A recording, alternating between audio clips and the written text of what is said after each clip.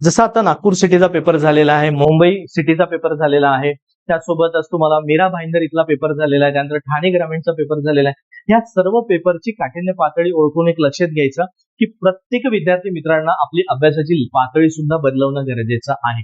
तुम्ही जर त्याच पद्धतीने अभ्यास करत राहिले आणि सत्य जर स्वीकारलं नाही स्वतःच्या मनाशी, तर विद्यार्थी मित्रांनो जे 2026 मध्ये झालेलं आहे ना, तेच तुम्हाला पुढच्या भरतीमध्ये सुद्धा मिळेल। म्हणून आजच वेळ आहे तुमच्याकडे।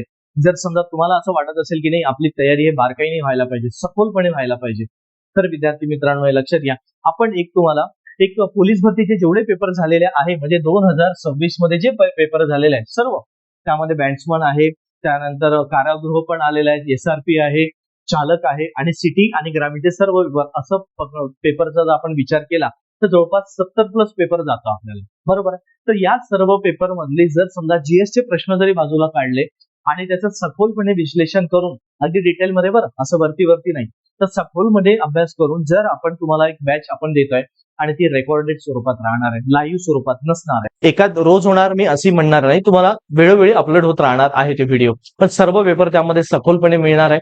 त्याच अनुषंगाने एक लक्षात ठेवायचं की ह्याचं व्हॅलिडिटी म्हणजे कालावधी तुम्हाला 1 वर्षापर्यंत राहणार आहे। म्हणजे आज जरी तो विद्यार्थी ते बॅच परचेस करत असेल तर तो विद्यार्थी पुढच्या पोलीस भरतीपर्यंत म्हणजे ज्या वेळेस आपली 27ची पोलीस भरती असणार आहे तोपर्यंत तुम्हाला उपलब्ध राहणार आहे।